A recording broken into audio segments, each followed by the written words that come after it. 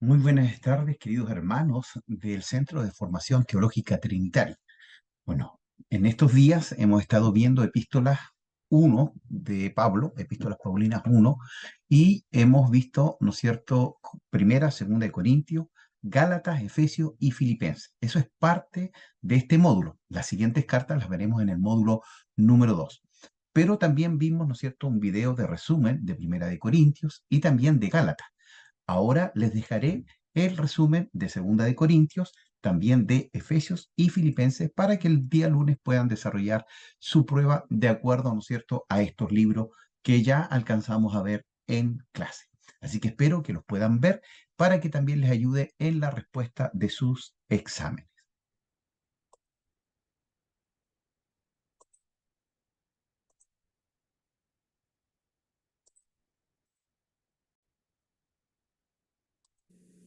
La segunda carta de Pablo a los Corintios. Aunque se llama Segunda de Corintios en nuestras Biblias, hay muchas pistas en esta carta de que esta no es la segunda carta que Pablo escribió a la iglesia en la antigua Corinto. Pablo inició esta comunidad de Jesús en Corinto en uno de sus viajes misioneros hacía ya un tiempo. Puedes leer la historia en el libro de Hechos capítulo 18. Y después de continuar con su camino, Pablo recibió un reporte de que las cosas no estaban bien en esa iglesia. Así que él escribió la carta que conocemos como Primera de Corintios para corregir estos problemas, y parece que muchos en la iglesia rechazaron la enseñanza de Pablo en esa carta y se rebelaron contra su autoridad. De manera que en esta carta aprendemos que Pablo había dado seguimiento a este asunto en persona, con lo que él llama una visita dolorosa, y después de esta envió una carta que nos dice fue escrita con angustia y lágrimas. Entonces, después de todas estas medidas, la mayoría de los corintios, no todos, se dieron cuenta de su arrogancia y le pidieron perdón a Pablo. Querían reconciliarse. Así que Pablo escribió esta carta para confirmarles su amor y compromiso. La carta fue diseñada con 3 secciones principales, cada una tratando un tema distinto. De manera que Pablo primero aborda su reconciliación con los corintios. Después, en los capítulos 8 y 9, trata el tema de la generosidad olvidada, y en los últimos capítulos, Pablo reta a los corintios que todavía lo rechazan. Profundicemos un poco y verás cómo se integra todo esto. Entonces, Pablo empieza agradeciendo al Dios de toda misericordia y consolación, quien le trajo paz y ánimo a él y a los corintios durante este tiempo de división y disputa. Él reconoce que las cosas han estado tensas desde su dolorosa visita y deja claro que los ha perdonado. Él quiere una relación abierta y honesta. Pero, en primer lugar, ¿por qué habían rechazado a Pablo? Bueno, más adelante en la carta descubrimos que los corintios habían menospreciado a Pablo como líder. Él era pobre, ganaba un minúsculo salario a través del trabajo manual, estaba en constante persecución y sufrimiento, frecuentemente no tenía hogar y, para colmo, no era un orador muy impresionante. Así que una vez que los corintios fueron expuestos a otros líderes cristianos más prósperos e impresionantes, empezaron a pensar menos de Pablo. De hecho, estaban avergonzados de él. Entonces Pablo primeramente responde mostrándoles que su exaltación de estos líderes, simplemente por su riqueza y elocuencia, es una traición a Jesús. Muestra un sistema de valores completamente distorsionado. El verdadero liderazgo cristiano, dice Pablo, no se trata del estatus o de la autopromoción. Pablo muestra cómo él y los otros apóstoles son esclavos cautivos del Rey Jesús, quien les está guiando en un desfile triunfal. El trabajo de Pablo no es ser impresionante, sino apuntar hacia la persona que sí lo es, Jesús. Él, entonces, hace alusión a una reciente demanda de los corintios, de que les proveyera algunas cartas de recomendación para comprobar su autoridad y sus credenciales. Y esto le parece ridículo a Pablo. Su iglesia ni siquiera existiría si él no lo hubiera empezado. Y entonces les dice que ellos mismos son su prueba de liderazgo genuino. Ellos son su carta de recomendación. De manera brillante, cita a los profetas Jeremías y Ezequiel, diciendo que el Espíritu de Dios ha escrito su carta de recomendación en los corazones de ellos, como su pueblo del nuevo pacto. Los corintios no deberían necesitar más pruebas que esa. La mención del nuevo pacto lleva a Pablo a una larga comparación entre el antiguo pacto, entre Dios e Israel, mediado por Moisés, y el nuevo pacto entre Dios y los corintios, mediado por Jesús y el Espíritu Santo. El antiguo pacto, hecho en el monte Sinaí, fue verdaderamente glorioso. Hizo que Moisés mismo resplandeciera con la gloria de Dios. Pero esa gloria eventualmente se desvaneció, sin mencionar el hecho de que las leyes de ese pacto fueron ineficaces en transformar verdaderamente a Israel. Pero el nuevo pacto, en comparación, es todavía más glorioso, porque el Jesús resucitado es la mismísima gloria de Dios y vive para siempre, y es su Espíritu el que ahora está transformando a su pueblo para ser más fiel, como Jesús mismo. Ahora, todo esto suena genial. Quiero decir, ¿quién no querría participar de la gloria de Dios mismo? Pero Pablo continúa mostrándoles cómo la paradoja de la cruz pone al revés las ideas de los corintios sobre la gloria y el éxito. Después de todo, la exaltación gloriosa de Jesús como Rey tuvo lugar a través de su sufrimiento, ejecución y muerte.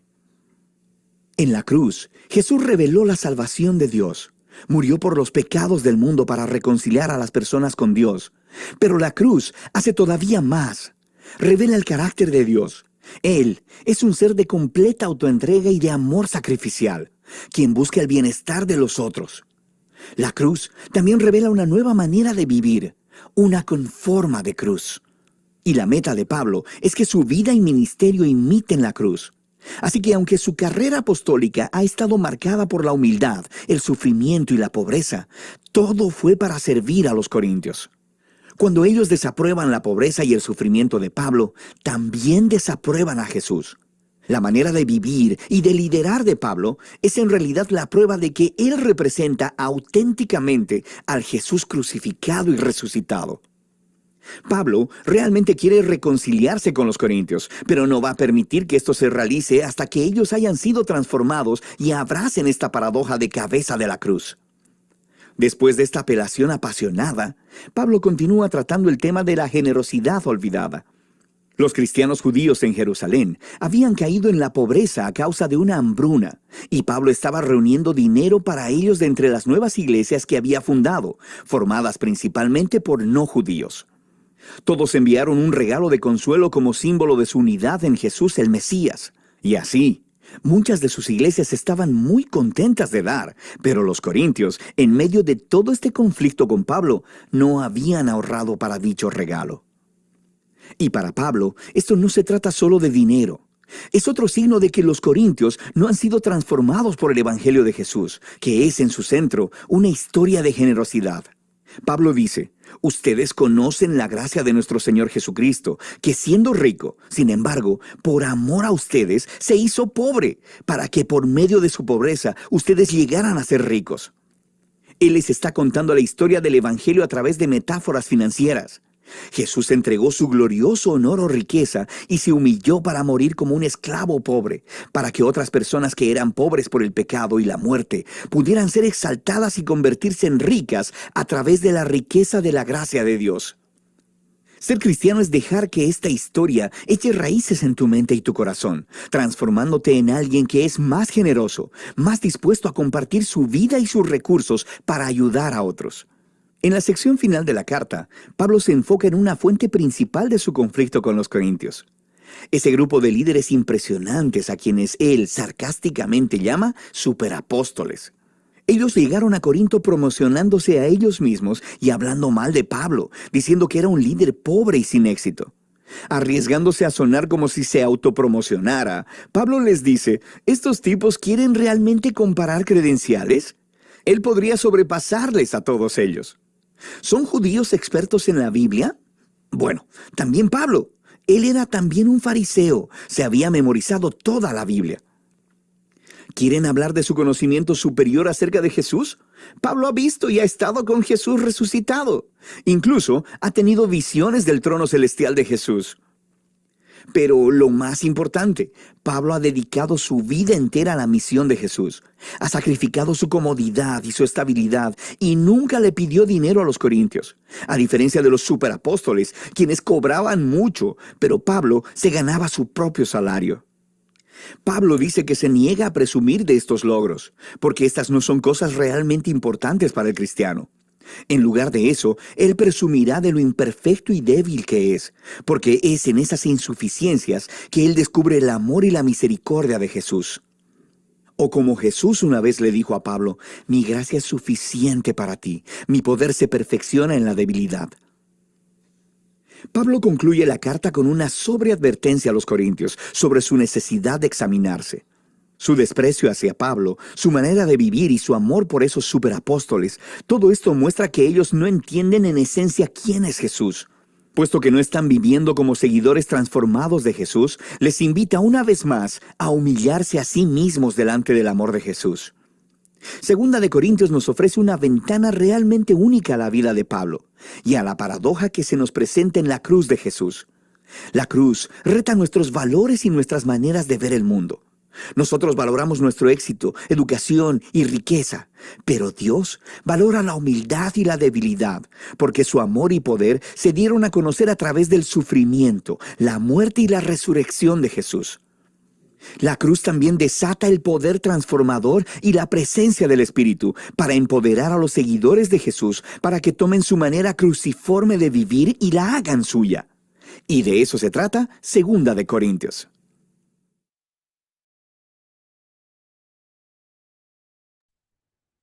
Este es el resumen de Segunda de Corintios, ¿verdad? Ya vimos un resumen de Primera de Corintios y ahora estaremos a punto de entrar a Efesios, pero señalar, ¿no es cierto?, que la segunda carta es donde el apóstol Pablo tiene que defender su apostolado, ya debido a que habían apóstoles o falsos, ¿no es cierto?, o superapóstoles que despreciaban, ¿no es cierto?, lo que el apóstol Pablo había realizado en la iglesia de Corinto. Entonces, es una de las cartas donde él presenta defensa también, ¿no es cierto?, de su apostolado y donde también señala, ¿no es cierto?, que él trabajó para no ser una carga para la iglesia de Corinto.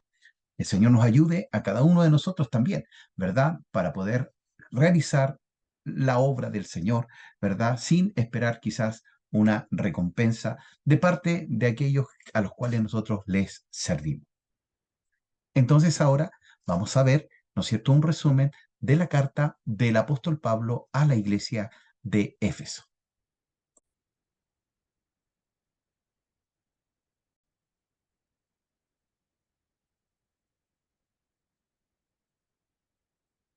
La carta de Pablo a los Efesios.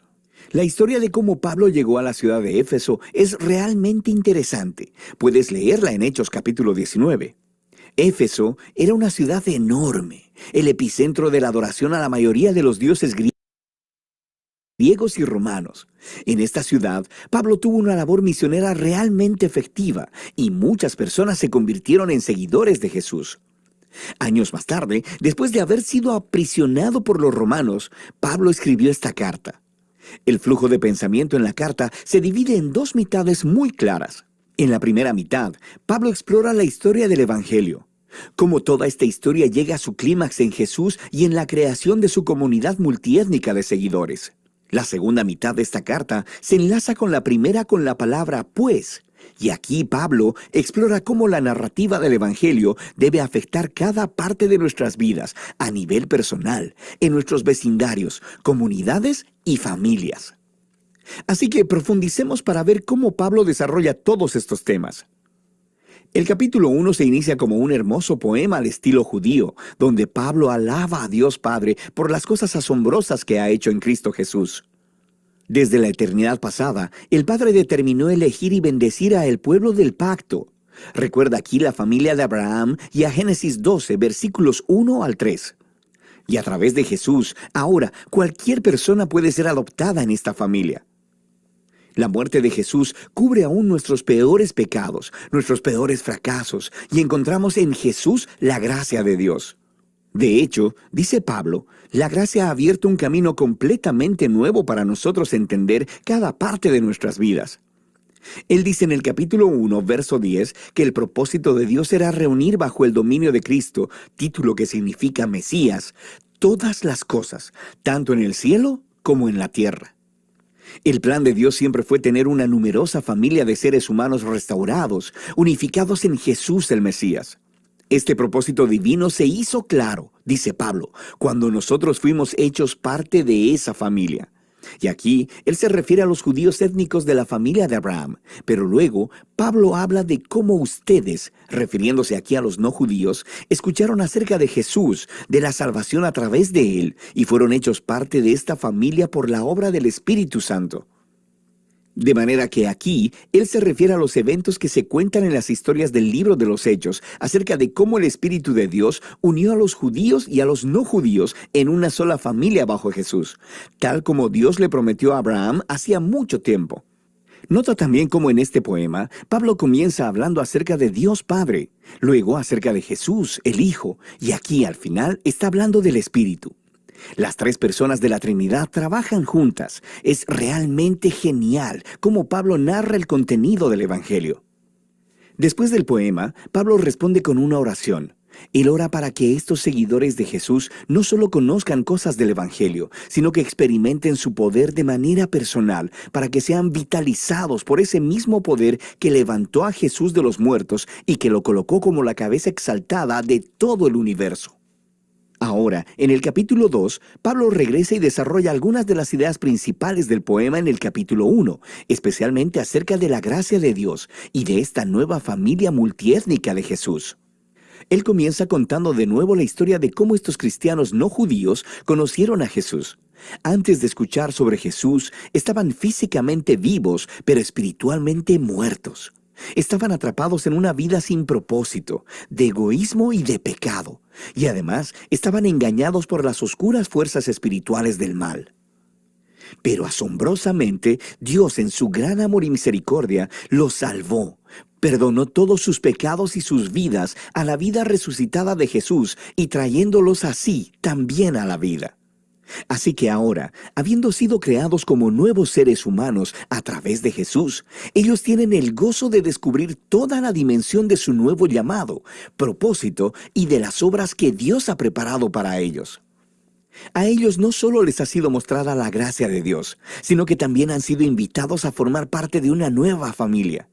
Antes de escuchar sobre Jesús, estas personas no judías no solo estaban apartadas de Dios, sino también estaban apartadas de su pueblo del pacto, la familia de Abraham. Y por una razón realmente práctica, los mandamientos del pacto del Sinaí formaban una especie de frontera alrededor de la familia del pacto. Eran como una barrera que mantenía alejadas a la mayoría de las personas no judías. Pero en Jesús, las leyes de la Torá han sido cumplidas y la barrera ha sido removida. Los dos grupos étnicos se han convertido, como dice Pablo, en una nueva humanidad unificada y que pueden vivir juntos y en paz. Así que Pablo continúa en el capítulo 3 maravillándose en el rol especial que pudo desempeñar para esparcir estas buenas nuevas a las personas no judías. Y aunque él está en prisión, le da gracias a Dios por la oportunidad que ha tenido de ver un gran crecimiento de la familia del pacto. Así que Pablo cierra la primera mitad de la carta con otra oración. Esta vez, él ora para que los seguidores de Jesús sean fortalecidos por el Espíritu de Dios, para simplemente comprender y conocer el amor que Cristo tiene por su pueblo.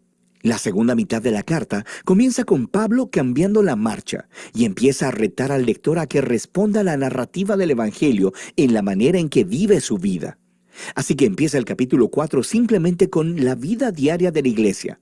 La iglesia es una gran familia, con toda clase de gente diferente, pero él enfatiza que todos ellos son uno, y uno es una palabra clave en este capítulo. Ellos son un cuerpo que está unificado por un espíritu, tienen un Señor, una fe, un bautismo, y creen en el mismo Dios. Esta es mucha unidad. Sin embargo, dice Pablo, unidad no es lo mismo que uniformidad. Continúa explicándoles cómo la nueva familia de Jesús consiste de muchas clases de personas diferentes, pero todas son empoderadas por el Espíritu Santo, usando cada una sus talentos especiales y sus pasiones para servir, amarse unos a los otros y así edificar a la iglesia. Y aquí, él usa dos metáforas realmente geniales. Una es la de edificar la iglesia como a un nuevo templo, y la segunda, que todos los miembros se están convirtiendo en una nueva humanidad con Jesús como su cabeza. Y esta nueva humanidad es una metáfora que él seguirá desarrollando en los siguientes capítulos. Pablo reta a cada cristiano a despojarse de su vieja humanidad, como si fuera una ropa vieja, y vestirse de la nueva humanidad en la cual la imagen de Dios está siendo restaurada. Y luego, él continúa con una larga sección donde compara la nueva y la vieja humanidad. Así que, en lugar de mentir, los nuevos humanos dicen la verdad. En lugar de guardar el enojo, resuelven pacíficamente sus conflictos. En lugar de robar, los nuevos humanos son generosos. En lugar de chismear, animan a otros con sus palabras. En lugar de vengarse, los nuevos humanos perdonan. En lugar de satisfacer todo impulso sexual, los nuevos humanos cultivan el dominio propio de sus deseos corporales. En lugar de emborracharse, los nuevos humanos están bajo la influencia del Espíritu de Dios, y Pablo describe de 4 maneras diferentes cómo luce esta influencia. Las primeras 2 tienen que ver con el canto, cantar juntos y también cantar a solas. Y es muy interesante que lo primero que Pablo piense acerca de cómo trabaja el Espíritu en las vidas del pueblo de Jesús es el canto y la música. La tercera señal de la influencia del Espíritu es estar agradecido en todo. Y la cuarta es que el Espíritu obligará a los seguidores de Jesús a ponerse por debajo de los demás y a considerar a los demás como más importantes que ellos mismos. Y Pablo desarrolla este cuarto punto, mostrando cómo funciona en el matrimonio cristiano. Tienes a una esposa que sigue a Jesús. Ella es llamada a respetar a su esposo y a permitir que él se haga responsable de ella. Y el esposo es llamado a amar a su esposa y a usar su responsabilidad para someter su agenda egoísta y priorizar el bienestar de su esposa por encima del suyo. Y Pablo dice que esta clase de matrimonio está representando la narrativa del Evangelio. Las acciones del esposo imitan a Jesús, su amor y autosacrificio. Las acciones de la esposa imitan a la iglesia, quien permite que Jesús la ame y la renueve. Luego, Pablo aplica la misma idea entre los hijos y los padres, y también entre los esclavos y amos. Pablo cierra la carta recordándoles a estos cristianos sobre lo real que es la maldad espiritual. Estos son seres y fuerzas que tratarán de socavar la unidad del pueblo de Jesús y dañar su nueva humanidad. Así que Pablo los reta a permanecer firmes y a vestirse de una armadura metafórica, la cual él describe en detalle. Y Pablo extrae todas estas piezas de armadura del libro de Isaías y de cómo Isaías describió al rey mesiánico. Así que ahora, como seguidores del Mesías, debemos hacer nuestros los atributos del Mesías, ya que formamos el cuerpo de Jesús. De manera práctica, creo que Pablo quiere que los cristianos empiecen a formar nuevos hábitos, utilizando la oración, las escrituras y nuestras relaciones de los unos con los otros para proactivamente ayudarnos a crecer y a madurar como seguidores de Jesús. Y esa es la carta a los Efesios, una muy poderosa. Es aquí donde Pablo resume toda la narrativa del Evangelio y muestra cómo esta narrativa debería moldear cada parte de la historia de nuestra vida.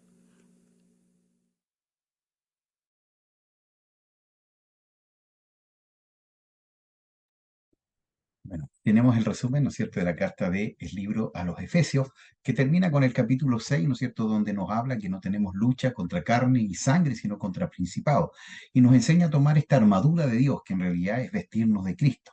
Cristo es nuestra justicia, Cristo es nuestra verdad, Cristo es el escudo de la fe, Cristo es, ¿no es cierto?, el apresto del Evangelio de la paz. Cristo lo llena todo. Cristo, ¿no es cierto?, y en Él tenemos victoria contra todas las huestes espirituales de maldad. Y por último, nos quedaría la carta a los filipenses, ya que Gálatas vimos el video en clase y quisiera que también usted prestara mucha atención porque, ¿no es cierto?, a través de esto podremos ejecutar nuestra prueba el día lunes que viene.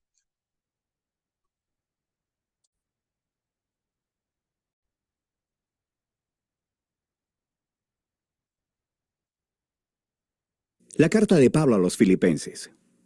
La iglesia en Filipos fue la primera comunidad de Jesús que Pablo fundó en Europa Oriental, y esa historia se nos cuenta en Hechos capítulo 16. Filipos era una colonia romana en la antigua Macedonia, estaba llena de soldados retirados y era conocida por su nacionalismo patriótico. Así que, allá, Pablo tuvo resistencia cuando anunciaba que Jesús es el verdadero rey del mundo.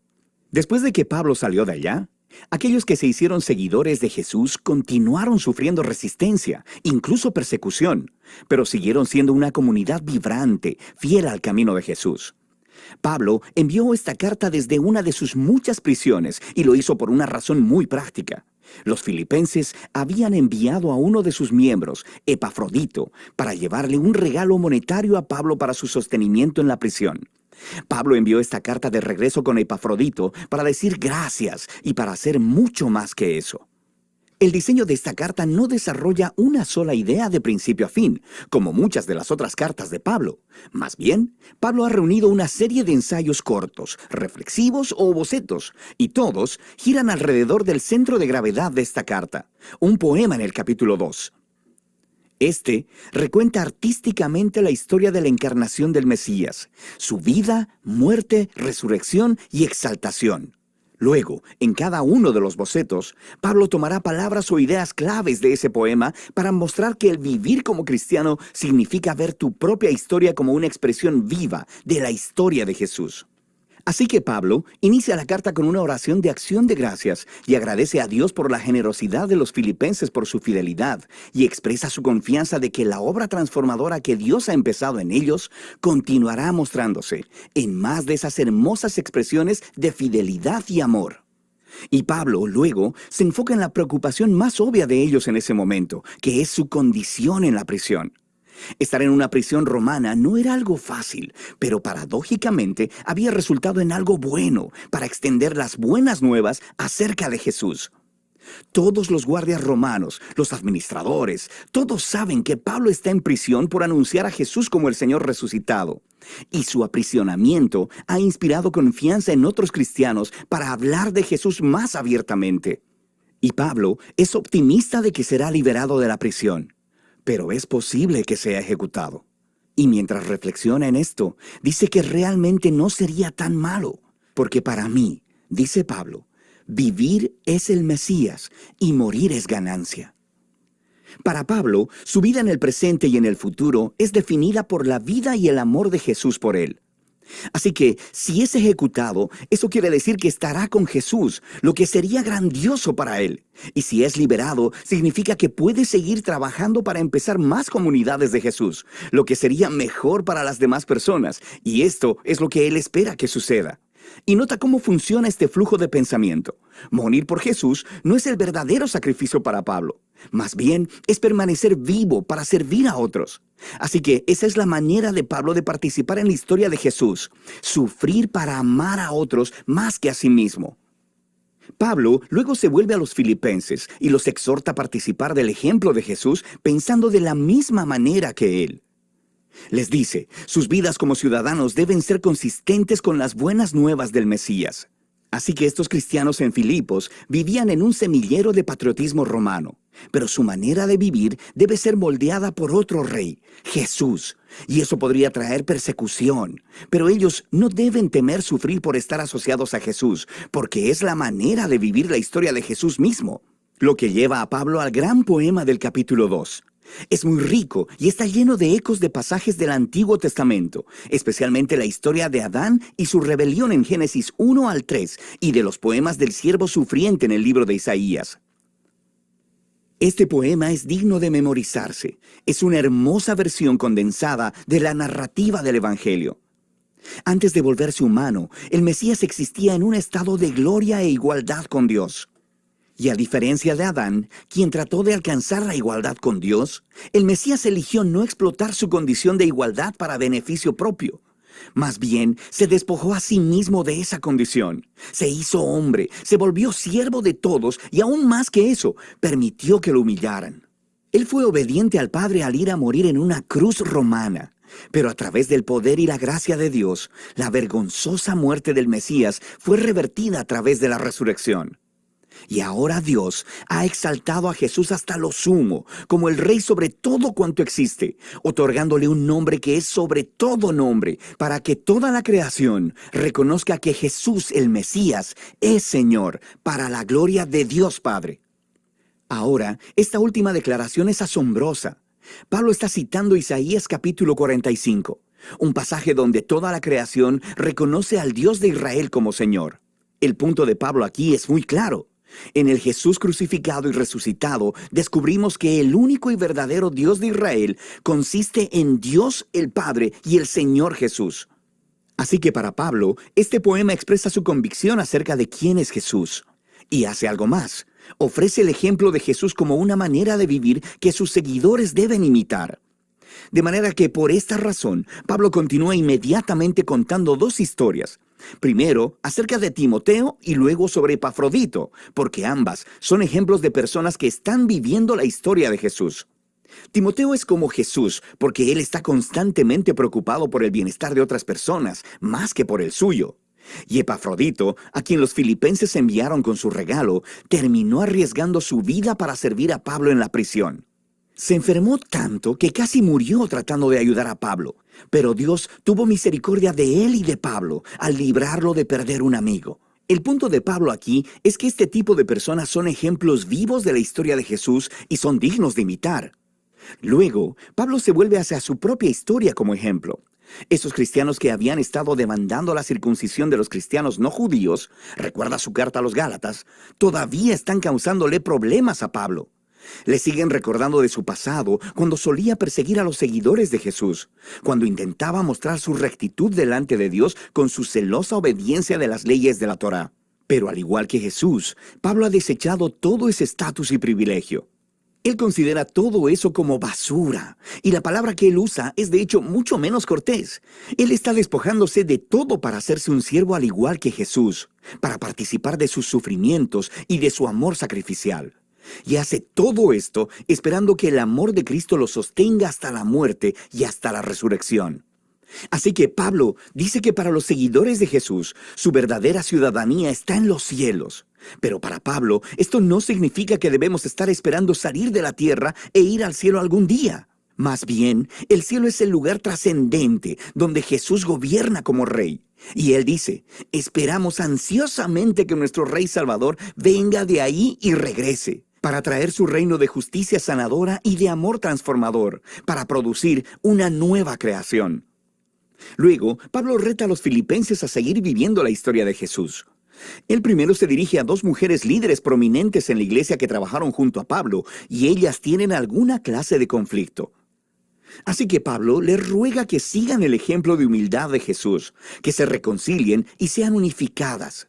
Pablo luego exhorta a los filipenses a no rendirse al temor, sino que a pesar de la persecución, expresen todas sus emociones y necesidades a Dios, quien les dará paz. Y esa paz, dice Pablo, viene al enfocar sus pensamientos en lo que es bueno, verdadero y amable. Siempre hay algo por lo que podrías quejarte, pero un seguidor de Jesús sabe que todo en la vida es un regalo, y podemos elegir ver la belleza y la gracia en cualquier circunstancia de la vida. Lo que lleva a Pablo a su conclusión. Él agradece una vez más por el regalo sacrificial de los filipenses y quiere que sepan que sus prisiones, sus tiempos de pobreza, no son verdaderas dificultades para él. De hecho, se convirtieron en sus mejores maestros, mostrándole que no importan sus circunstancias. Él ha aprendido el secreto del contentamiento, la simple dependencia en aquel que lo fortalece. Pablo ha llegado a ver su propio sufrimiento como una participación en la historia de Jesús. La carta a los filipenses nos da un vistazo único en el corazón y la mente de Pablo. Él veía su vida entera como una representación de la historia de Jesús.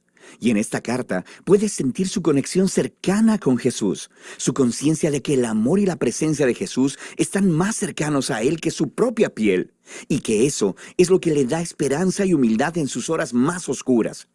Así que Pablo nos muestra que conocer a Jesús es siempre un encuentro personal y transformador, y que esa es la clase de Jesús al que Pablo invita a los demás a seguir. Y de eso se trata la carta de Pablo a los filipenses. Bueno, queridos hermanos, ahora ya vimos el resumen, ¿no es cierto?, de la carta a los filipenses, la carta de Efesios, ¿verdad? Filipenses y también Colosenses y Filimón son parte de las llamadas cartas carcelarias. Ya dentro de las epístolas paulinas, ¿no es cierto?, también hay algunas divisiones, y en este caso Efesios, Filipenses, Colosenses y Filimón son parte de estas cartas de la prisión. el apóstol Pablo estaba en Roma, ¿no es cierto?, en una casa, preso, con un soldado al lado. Él no podía salir, pero sí podía recibir visitas. Y lo magnífico y lo bello de esto, ¿no es cierto?, que estas cartas tienen una cristología, una verdad, revelación profunda de Cristo, aún en medio de estas circunstancias adversas. En el próximo módulo, en el módulo 2, veremos, ¿no es cierto?, las cartas de Colosenses, de Filemón, y también las cartas pastorales, primera, segunda de Timoteo y Tito. Pero solo en esta materia, ¿no es cierto?, teníamos que ver primera y segunda de Corintios, Gálatas, Efesios y Filipenses, ¿no es cierto?, para que ustedes lo puedan, ¿no es cierto?, tener allí presente para la prueba que iremos a tener, ¿no es cierto?, próximamente el día lunes. Es por ello también, ¿no es cierto?, que quisiera, ¿no es cierto?, que ustedes pudieran ayudarme acá, ¿verdad? Voy a abrir también.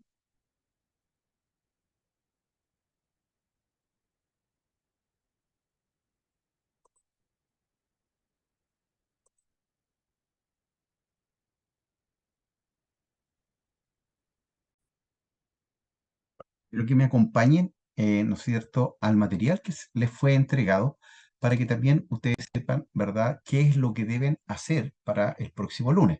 El próximo lunes tendremos nuestra prueba o nuestro examen, ¿no es cierto?, final de Epístolas 1. La anterior había sido introducción a las epístolas y, ¿no es cierto?, este módulo es Epístolas 1 y continuaríamos después con Epístolas 2. ¿Qué deben entregar? Aparte del examen, solamente, ¿verdad?, un estudio, ¿verdad?, allí teológico sobre la eclesiología, ¿no es cierto?, del libro de Efesios, ¿ya?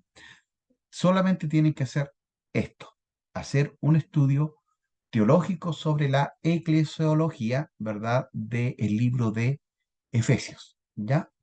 Y el examen que tendremos, ¿no es cierto?, con respecto a estas cartas. Primera, segunda de Corintios, Gálatas, Efesios y Filipenses. Ya estas 5 cartas entrarán en la prueba que tendremos, ¿no es cierto?, con la ayuda del Señor la próxima semana, el día lunes. Así que eso, mis queridos hermanos, que Dios les bendiga grandemente.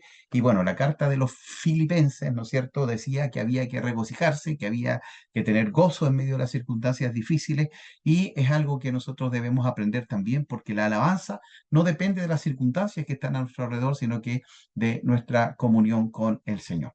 Así que les invito a que se puedan preparar para que también, ¿no es cierto?, su examen sea de la mejor forma o de la mejor manera. Esperamos con la ayuda del Señor poder haber terminado de mejor forma o de esta manera especial, ¿no es cierto?, este módulo 1 de Epístolas Paulinas. Que el Señor, nuestro buen Dios, les bendiga. Padre, gracias te doy por este tiempo en el cual hemos estado delante de ti, Señor, y hemos sido preparados y capacitados con respecto a estas cartas que escribe el apóstol Pablo, Señor, a la iglesia en Corinto, que era una iglesia que tenía muchos conflictos, muchos problemas, pero vemos que en la segunda carta muchos de ellos ya se han solucionado porque los hermanos obedecieron a las instrucciones que había dado el apóstol. También, Señor, en Efesios, Señor, cómo la iglesia está siendo levantada y bendecida, como también en Galacia la iglesia se comienza a apartar de la verdad, y como también en Filipenses el gozo del Señor en nuestra fortaleza. Gracias por este tiempo, Señor, te adoramos y te bendecimos con todo nuestro corazón, en el nombre de Jesús. Amén y amén. Que el Señor les bendiga, queridos hermanos.